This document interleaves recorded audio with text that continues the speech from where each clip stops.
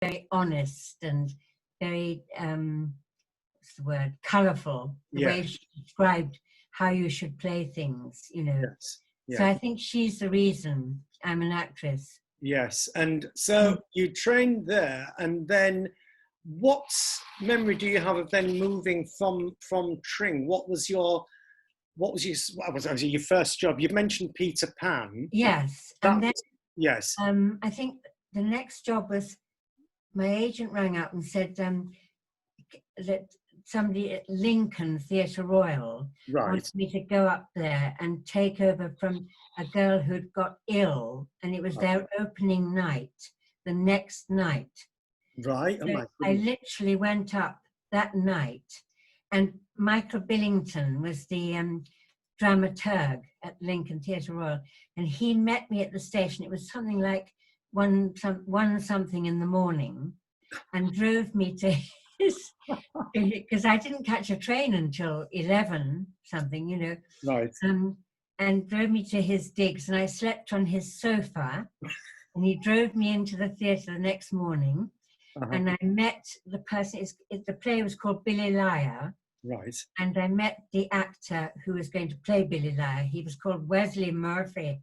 He was Irish. And we had to do quite some intimate scenes, you know, because I'd learned the lines on the train on my way up, sitting in the ladies' lavatory, so I could say the lines out loud.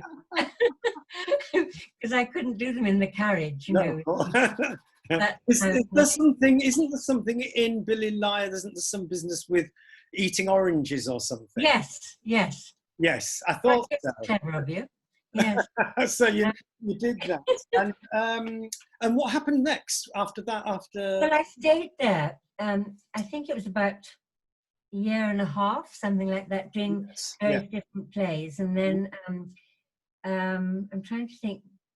The next thing that happened, I think I went to the National Theatre next. Right. And I did several plays.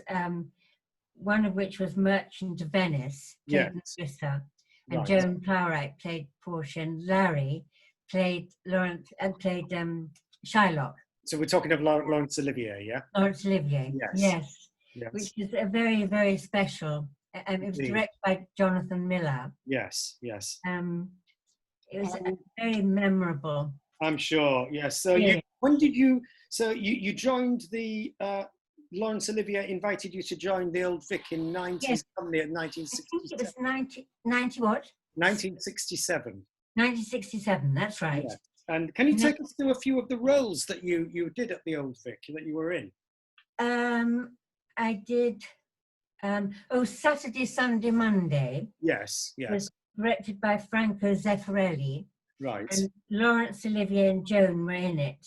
Right. And I played the maid, who I had a sort of gimbal head like this and a very high voice.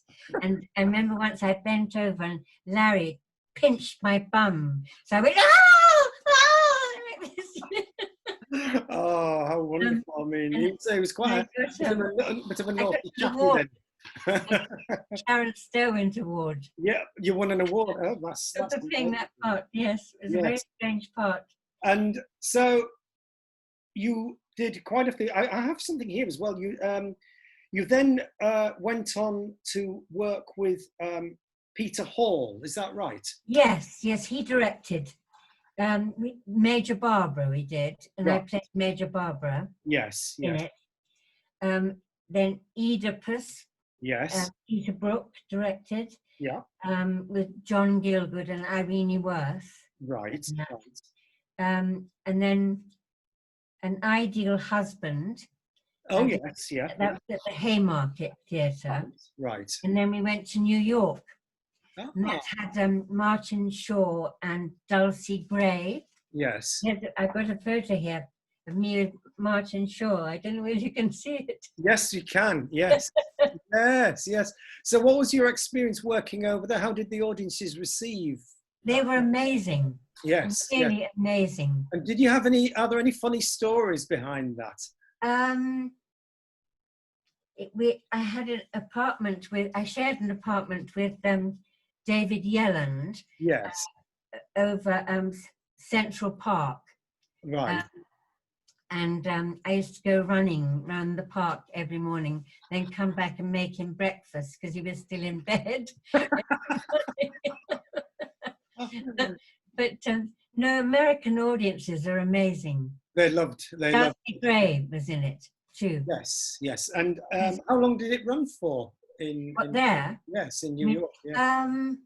I think it was about 4 months. Right. So you had quite 3 or 4 months. Quite a long time working there. Yes. Well, so then what happened after that? Can you remember what you did after that?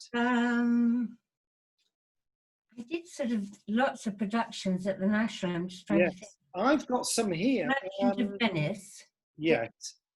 "'Tis Pitch is a Whore." You were in Pitch is a Whore. Yes. Yeah. And Jumpers.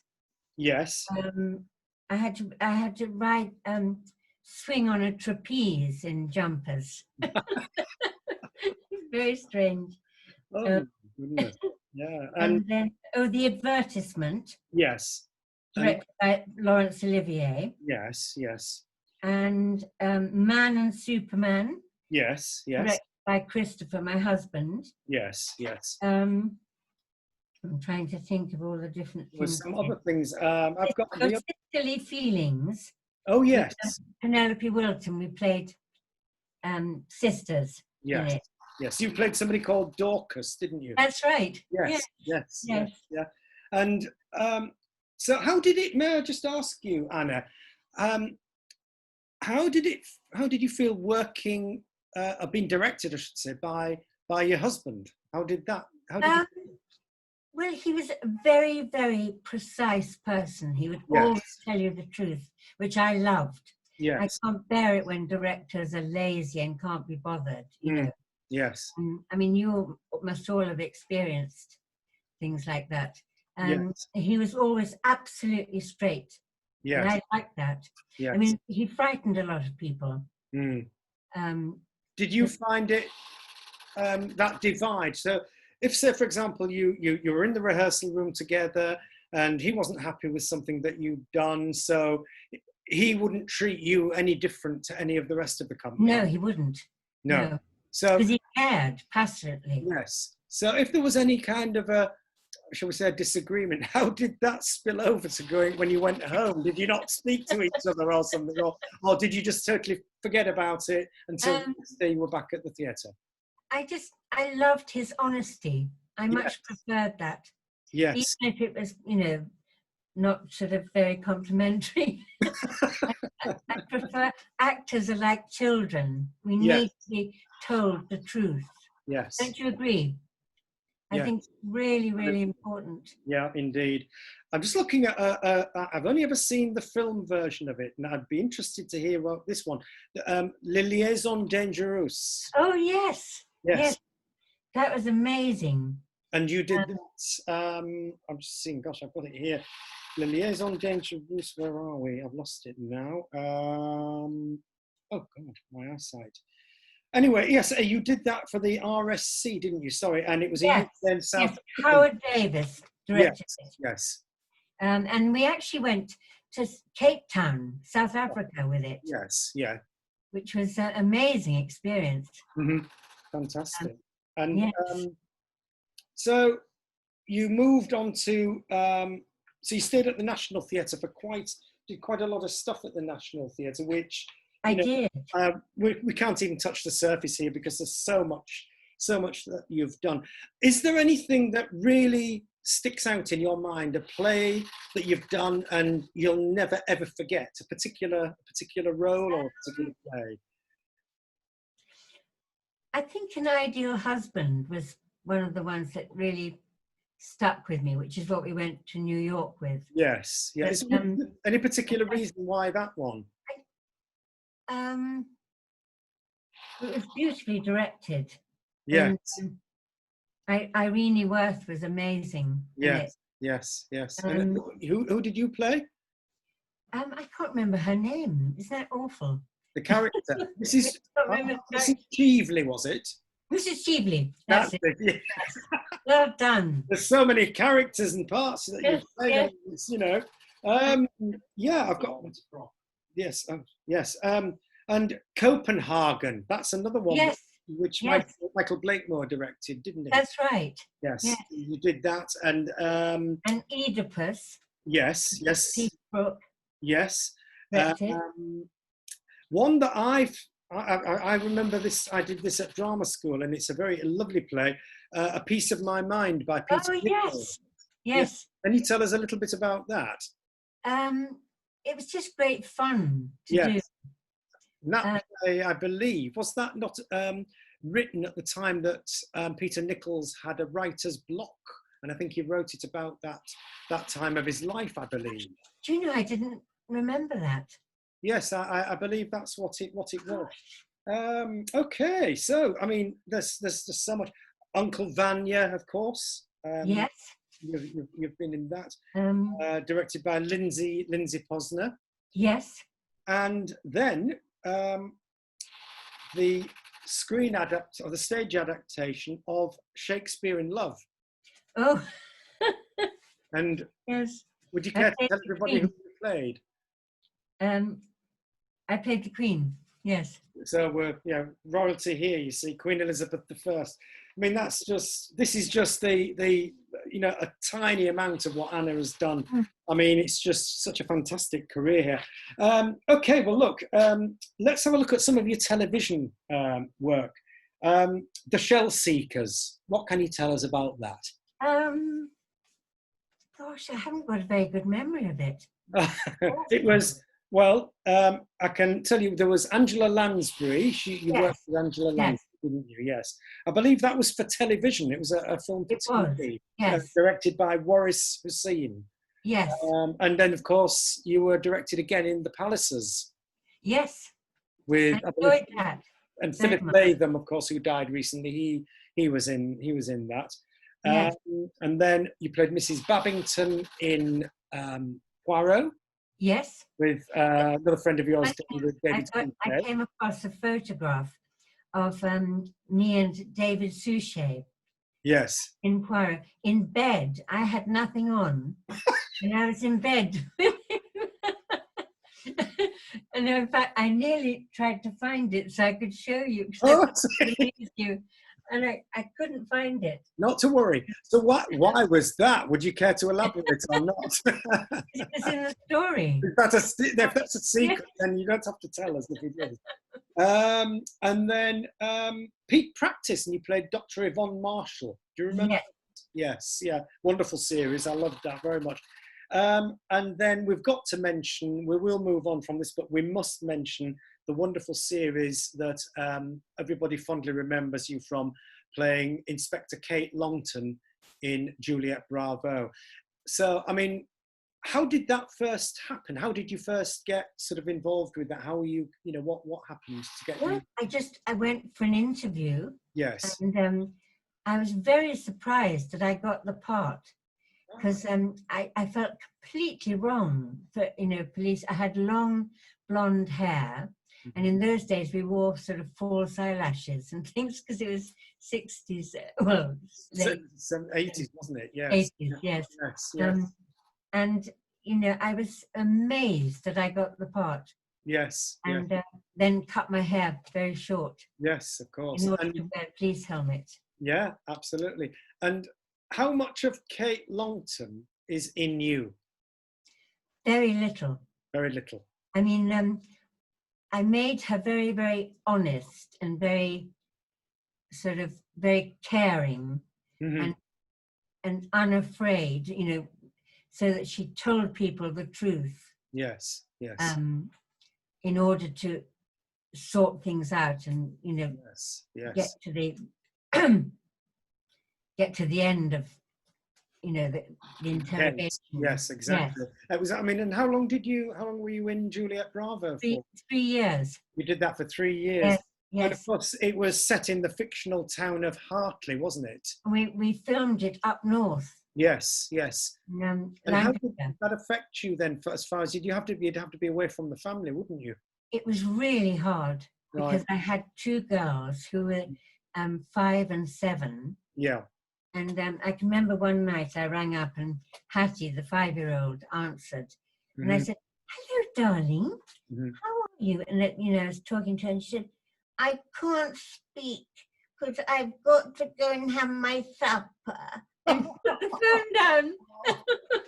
I had a lump in my throat. Oh, God. Did you find it didn't get any easier, or did you kind of find after so many months or whatever that it was, you knew that you had that contact with Hattie and Becca and Christopher, or did it never get any easier for you? I would imagine it didn't. No, it doesn't really. It No, doesn't. no. But thank God I had a wonderful nanny.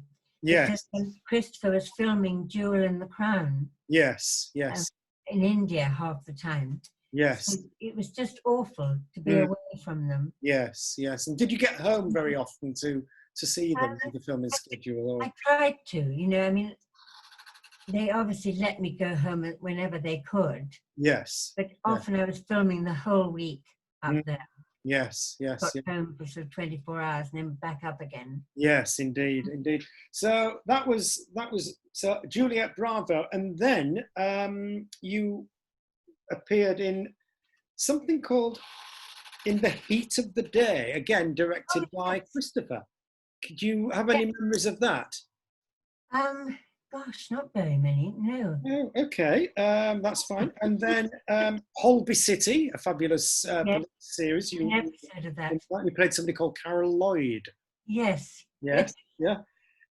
Moving on, I'm looking at, oh gosh, another Casualty. You've been in Casualty, and then Doctors. Yes. Holby City. Yes, you mentioned that already. Yeah. Oh yes, that's twice you've been in that though, but you played two completely different characters here. And then you were Lewis in Lewis, which is a wonderful police series, which of course was the spin-off from Morse.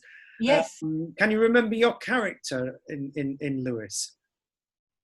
I just remember being out with a gun. Yes, that's it. Yes, yes. I can't remember much about quite a fierce lady, because I think you were the red herring. I think at some point where walking along and somebody had been shot, and then the next scene it cuts away to your character marching along in welly boots and your green jacket and everything with a shotgun in your hand. So everybody thinks, oh yes, that's the murder. So, yeah, absolutely. And then there was something you did called Defending the Guilty. What was that? Gosh. And you played a nun, I think. I presume it's a nun, Sister Hortense, and you were Yes, it was. You're right. That was very interesting by the sound of it. So, really, is there anything that you haven't done yet, but you would like to do? Is this something that you'd say, right, I really want to do this?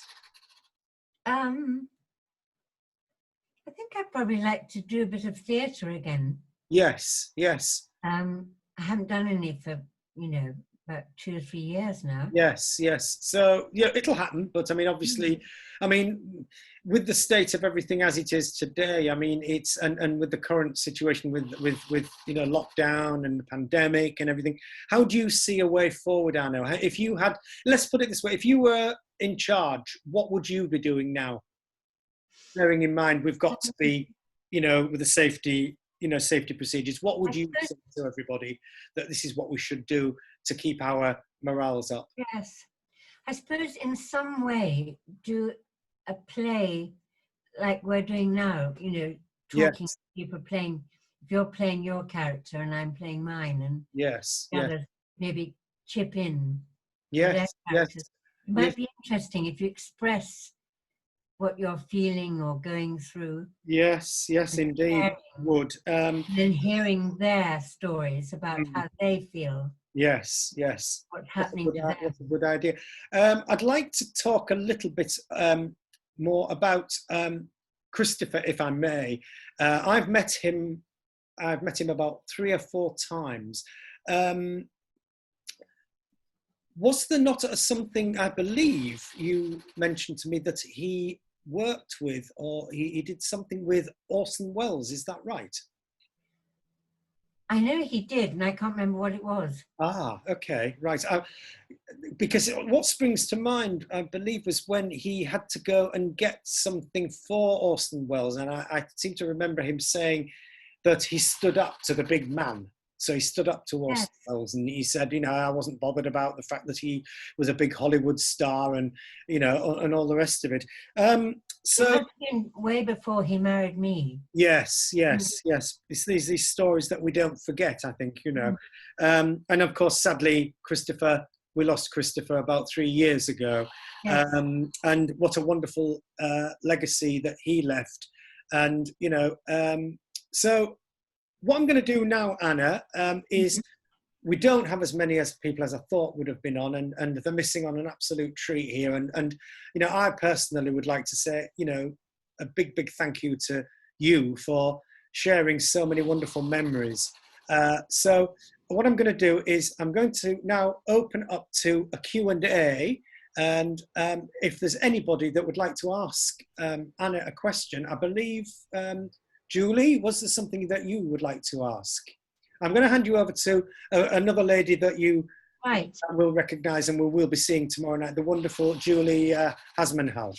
Yes. Hello, Anna. Hello. Hi. It's so lovely to see you.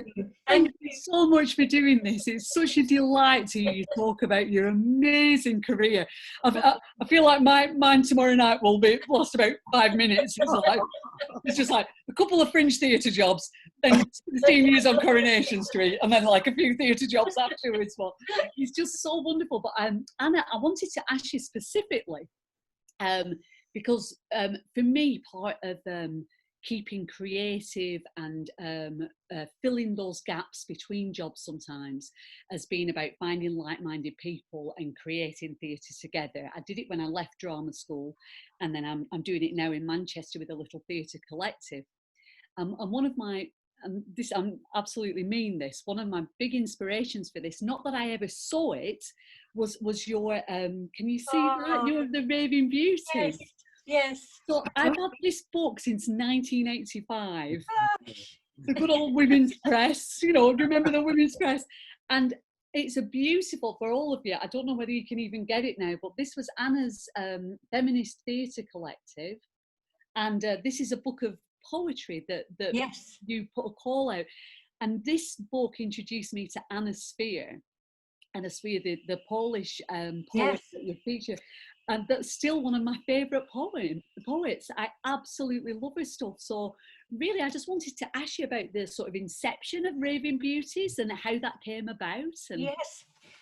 Well, we just got to know each other. And sort of, I had this idea of doing poems by women because I love poetry. It's one of my favourite things.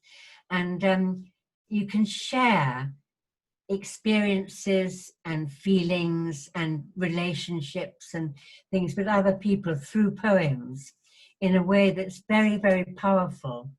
And so I met Fanny and Sue, the other two people who did the book with me, and we actually started doing performances. We called ourselves Raving Beauties. And we did, and one was televised and shown on the first night of the TV channel. I'm trying to think. Channel 4, Anna. Channel 4. It was shown on the first night of Channel 4, quite late at night. And so we then asked if we'd like to do other books, which we did. And we did performances promoting the books and, you know, doing poetry and songs all over the country. I mean, up north, you know, down south, everywhere. And it was such fun. We loved it. How long were you doing that for, Anna? Must have been about sort of 3 or 4 years. Did you fit and it? It was televised. They actually filmed 2 of the performances, 2 of the different shows we did, and showed them. And I think it was on Channel 4, wasn't it? Yes. And did you fit that in around your other work? Was that Yes. Yes. Yeah. So it must have been hard to get all three of you free and do it. Yeah. It was quite challenging, yes. But it was such fun. And you realised how, we got wonderful letters from women who had been really moved by what we said and sung, and, it was really sort of moving. Well, even just reading the introduction to the book, you get a sense of that, about the sort of the little community Yes. that you set up between the three of you, but also with your audiences and with the women who submitted poems to you, and how powerful an experience that was for the women who sent you poems that then could see you bring it into life. And I believe that Anna Spear wasn't even published in English before you did her. And no, she wasn't. No, that's amazing. And are you a singer then, Anna? Well, I do. I've done songs, and I've had to sing in plays sometimes. I had to play opera sing. I believe you sang a song, and I was watching a video of it in in The Saint with the Moore. Yes, that's right. Yes. With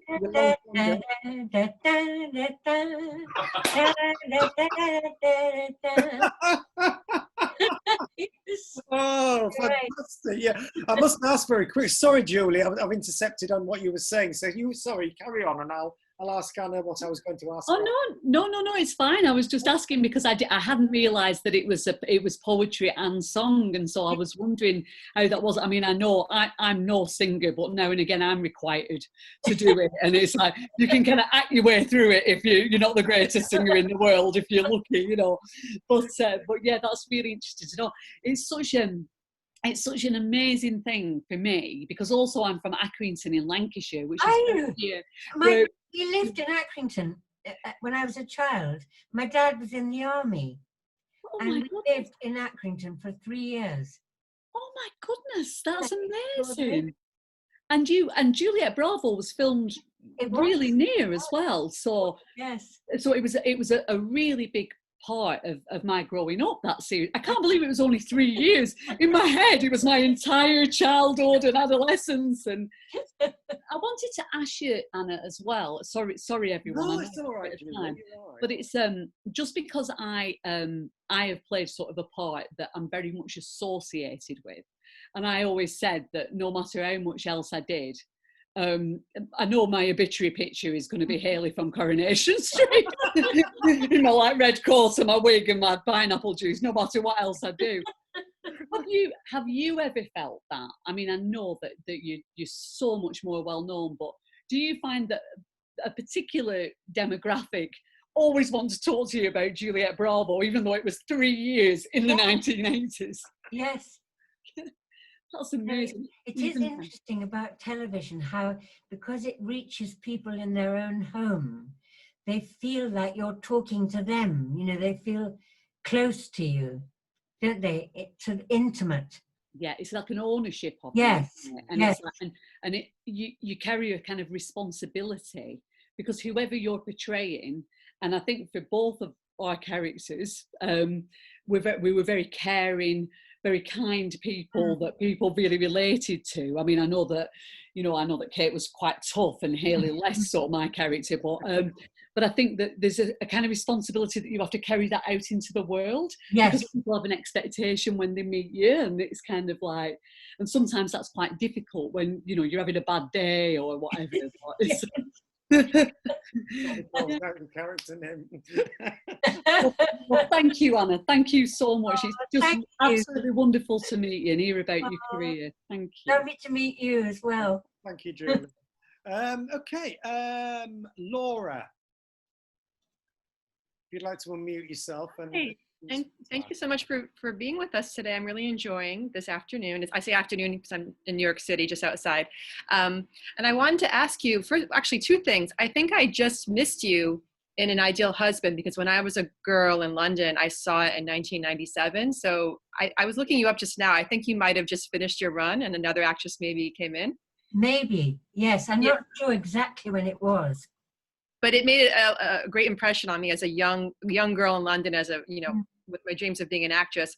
And I wanted to ask you, because you had mentioned that you took ballet and tap, and I love I love those forms as well of dance. Did you continue them when you were an actress, when you had some time? Did you take classes? Not really. Not. Mhm. I mean, maybe occasionally in a part, I'd have to do a dance, Mm-hmm. or, but I never continued doing it full time. Oh, okay. But I'm sure, I feel like, you know, same with music and dance, all the forms, they kind of make you the whole actress that you are, you know, so that the formative training must have really helped. That's wonderful. Well, thank you so much. And music is so powerful, isn't it? You Oh, can yes. reach across countries, you know, across politics. Oh, absolutely. You know, yeah, no, I'm a musician myself, and are you? Yes, yes. But I love the series Poirot. So now when I watch it again, I'm going to look for you. So it's one of my favorites. In one episode. Okay, but I'll find it. Thank you very much. Thank you. Thank you. Sharon. Hi there.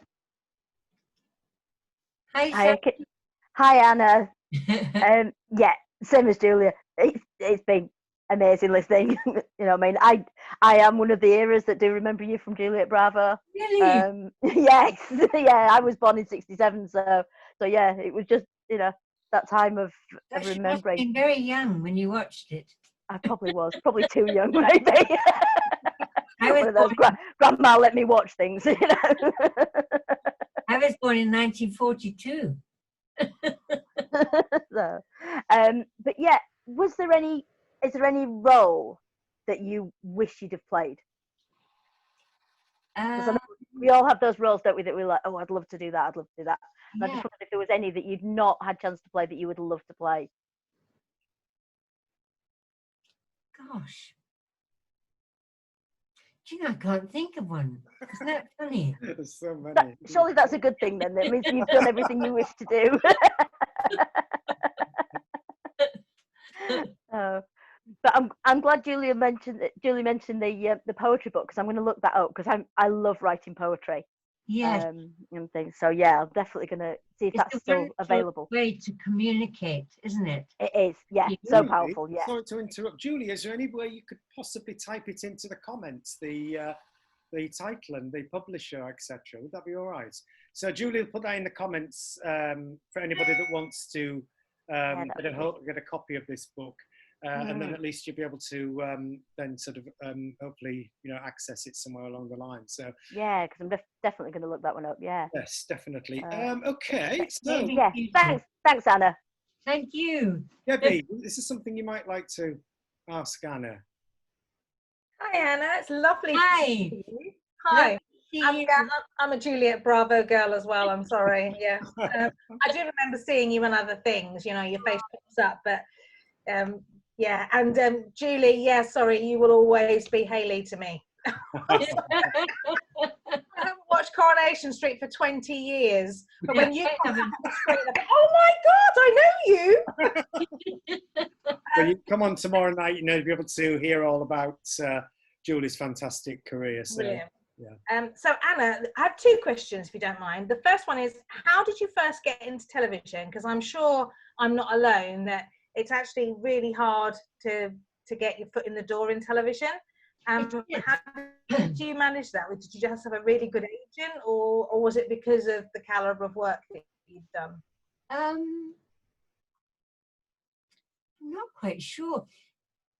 I'm trying to think of the first thing I did. Yeah, your TV. I mean, was there anything? Sorry to intercept, but I've got here the first thing I've got on your TV credits, and I'm sure there must be something before this. I don't know. The Shell Seekers was the first. Oh yes, that was a long time ago. Yes, was that one of your first? I think that's what Debbie's saying. What was like your first television appearance? Can you remember off the top of your head? That could have been the first. I can't remember exactly. Okay, well that would have been 79, 78. Yes. So, yeah. Sorry, Debbie. I'll let you go back to you. Sorry, I do apologise. No, I can't remember How did you how it happened. Sorry. How did you get it? What, that part? Through my agent. I don't know. They must have seen me in a play. because I hadn't done any television before. Yeah. And it's strange. How did you find it? Would you, having only ever done theatre? Did you? I found it quite sort of scary because, you know, there you are, very exposed, the camera so close to you. But if you're working with a good director and actors that you get on with and enjoy working with, then it can be really exciting and, you know, enjoyable. Because theatre is sort of like very long, isn't it? The stretch, you go on performing night after night after night, whereas filming, you just do in one day and or 2 days, you know, it's completely different. Brilliant. And the other question I wanted to ask you was, as we get older, us mature actresses don't seem to get so many auditions and get seen for stuff. How have you found that as you, because I'm in my 50s, so once you hit 50, did things slow down for you, or? I'm 77. I know, I looked you up. You're amazing. But I mean, unless you're Maggie Smith, you don't seem to get those juicy parts for the really old, much older woman, you know? So, you know, it seems that they just go for the same people all the time. Yes, yes. You know, have you found that, even though you're so well known? I haven't really worked. I haven't done anything for about 2 years now.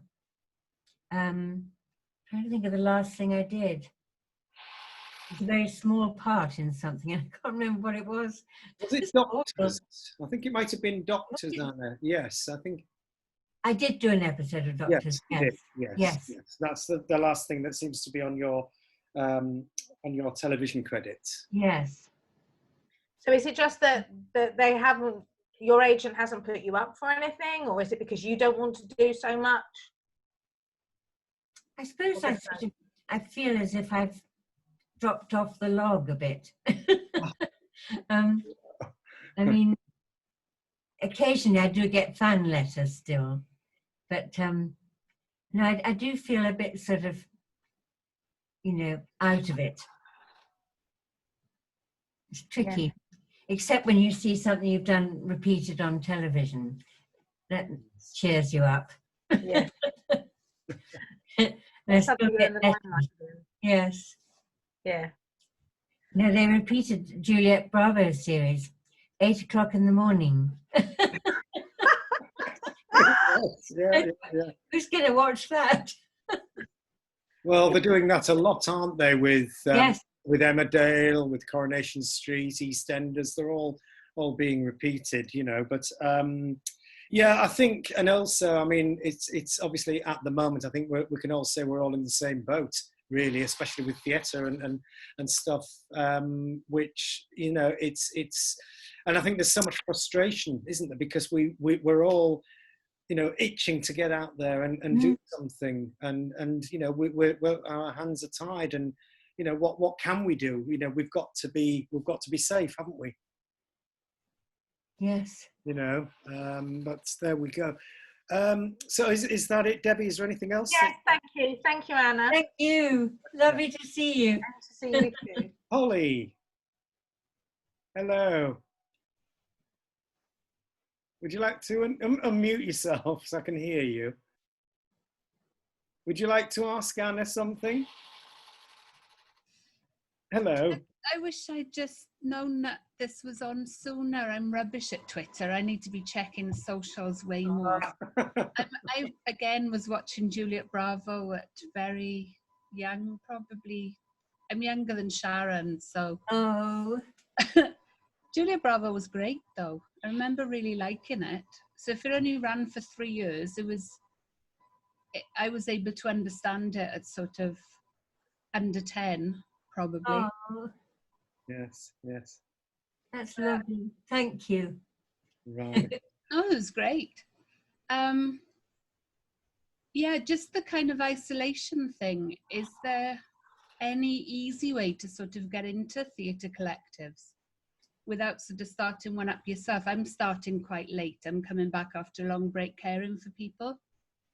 So I'm starting out again at sort of 48, which is I mean, everything always feels old because you're always the oldest you've ever been. But it's just, I don't know. I don't feel terrible about it. I think it's great because I've got more life experience and stuff. Yeah. But it's just, I'm in the Rhondda, so I'm sort of half an hour away from Cardiff, which is where everything sort of gravitates towards cities as well. So there's that kind of thing as well. Yes. So any advice on that sort of thing, apart from starting one yourself? Can't think of anything positive to say to you. What do you think, Julie? I mean, have you got? I mean, what sort of things do you think that we could be doing if we don't know what we can do? If that makes sense, you know, what should we be doing at this moment in time? Would you say? Well, it's a very difficult time, isn't it, to be doing anything really. I mean, as you know, and the fact that you're here, you know, sort of listening to Anna talk about her career and you know, being inspired by that shows that you've got some get up and go about you. You know that you know you've taken time out to be here tonight and listen and drink in someone's experience. I mean, I would just say that for me, my happiest times as a performer have been when I found my tribe and I found like-minded people and just done something. And it's easier than you think. It's sometimes just a little bit of a shift of a way of thinking that, you know, you can, the one thing that when this ends or when we begin to emerge from this, you know, there's a lot of small venues that will be wanting to be used. They'll be wanting people through the doors. You can always get a room above a pub. You know, you can always just get a group of people, find some poetry that you love around a theme, find some scenes around a theme, find something about something that you care passionately about, and just get a group of people together, you know, and just do it. Just be creative. You know, there's I think it's very, very difficult as an actor to stay creative because other people have to give you jobs. You know, if you're a writer or a musician, you can kind of do it at home and generate it yourself. And this is the only way I know is to just find people and just do it. Just, you know, because the wonderful thing about theatre is that you can do it in a car park. You can do it. I mean, there's all these wonderful plays where you go into like an apartment block and go into somebody's house 3 at a time and watch something, sit in the back of a car and watch a scene. You can be endlessly inventive about the spaces that you use, and we're going to have to be moving forward. We're going to have tiny audiences doing stuff. So just keep going. Like I say, the very fact you're part of this community and is just really good. And doing the acting habit stuff as well with Manuel Puro. So it's kind of, they're very short 5-day casting director run courses, so they're handy for feedback and just sort of getting your face seen and things. So I'm creeping up. I like theatre better though, to be honest. Yeah. Well, there's nothing like it really, and it's like. And Anna, I would say to you that I've just got such a feeling watching you that you put it out into the universe now that you want to do theatre. And as you were talking, I'm like, well, that's going to happen. I absolutely know. And it's so wonderful because we were here at the inception of that thought, you know, that will be, I bet you in like a year to 18 months, there'll be something I'll be like, Anna's back on the stage. She put it into the universe and it's happened. And I'll be there, I'll be watching. Thank you so much. Well, I'm going to I just want to mention a play that I'm not being self-indulgent here in any shape or form. Something that nearly happened, but sadly it didn't happen. And I'm sure one day it will happen. And Anna will know if I say 2 words to her, Mother Adam. Yes. Yes. Now, you can go first or I'll go first. Anna, you can mention, do you want me to explain what happened? Yes. Right. Well, in 2014, I was on LinkedIn and I corresponded with this lady, and we chatted a little while, and then she told me that she was going to be appearing at the Noel Coward Theatre in the West End in Shakespeare in Love, playing Queen Elizabeth I. So we carried on chatting a little bit. We exchanged numbers, we exchanged email addresses. We've kept in touch ever since we went. I went to see Juliet Bravo, got that. Went to see Shakespeare in Love. And that was the first time we met at the stage door of the Noel Coward Theatre. And anyway, we then had a discussion about, I'd said I was looking for an actress. I would like to do a two-hander play. I had some money, which my mother left to me after she died. And I wanted to utilize that to put on a production of this wonderful play, Mother Adam by Charles Dyer. And we workshopped it together, and due to unforeseen circumstances, we were unable to go ahead with it. That's all I can say. And it's a wonderful, wonderful play. And, you know, if anybody should be cast in this play, and a lady by the name of Linda Marlowe was in a revived production of it in 2012. Brilliant play. And we thought it might be too soon. And I say that this lady here is the lady that should play Mammals, the character. We workshopped it. It's a wonderful production, wonderful play, I should say. Fabulous words, very, very strange script at times. But it would be wonderful to do it, a wordy piece. But I just wanted to mention that. And I wanted to just say thank you to you, Anna, for you know, even the stage we got to with it, and what a wonderful, wonderful experience I had working with you on that script. And who knows, one day it may happen, and I sincerely hope that it does. So from the bottom of my heart, I say thank you so much to you for that. I really do. Thank you. No, it's an absolute pleasure. So listen, guys, once again, I'm so sorry that there doesn't seem to have been as big a reception as I thought there was, and I hope that there would be more people here. A shame on them. They've missed out on a wonderful evening. But as you know, that the people will be able to watch us talking via my YouTube link. So for now, we're all going to say cheerio, and we'll see you all in a little while. Bye. Lovely to see you all.